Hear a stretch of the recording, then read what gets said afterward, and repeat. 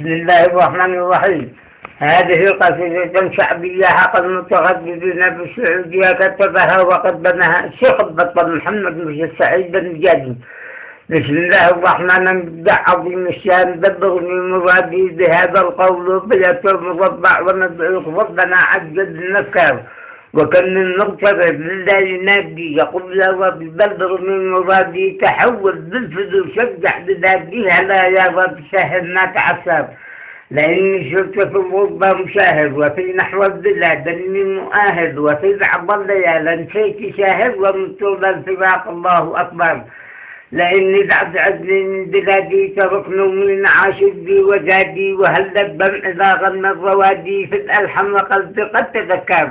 لاني قد تذكرت بلادي ودمع العين تسقي كل وادي متى اشوف الحبيب وضوي فؤادي وشاهدت باسمتك يا الرسل الاخبار بهذا الخمسين شفت رسالة وسار مستويا بالجهالة وهو يزعم إذا روح بلاده وسيقتت من الأغصان أثر وأرجو تقبل مني نصيحة وعد الخلد ما بان فضيحة أخذت يا أخوتي كمن مليحة وفي الآن حدا منكم تذكر والله لا أرفع شكية إلى نحو المشايخ والرعية حتى يعلموا بهذه القضية وكم من مغترب ذو خلف وكثار ترك أهله وأنه يطلب الله وما هو بالجفاء يغارة الله على إبليس حل لعنة الله وأيضا من ترك أهله وقصر 80,000 من لسن المفضل إلى أرض الحجاز مسلم بتستار سلام الله عليكم عددنا سنة الأمطار والثار وأهدي بالسلام لكل إنسان من الطائف إلى جدة ونجران ومن مكة إلى نفس المدينة وأرجو تسمحوا عن من تأخر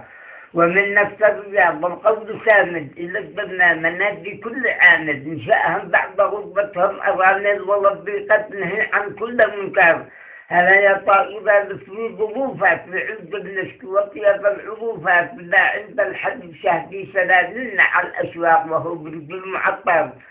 وكان المغترب دانا إشارة وما هذا الجفاء يا إخواني جارة وخط الحر يكتب رسالة ولكن كل شيء فهو مقدر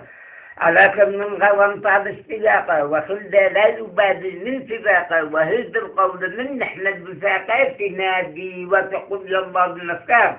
وليس مقصدي منك صدارة فأرجوك أنت بعد الزيارة لأن النفس للأشواق طارة فباب الوقت سجلنا تيسر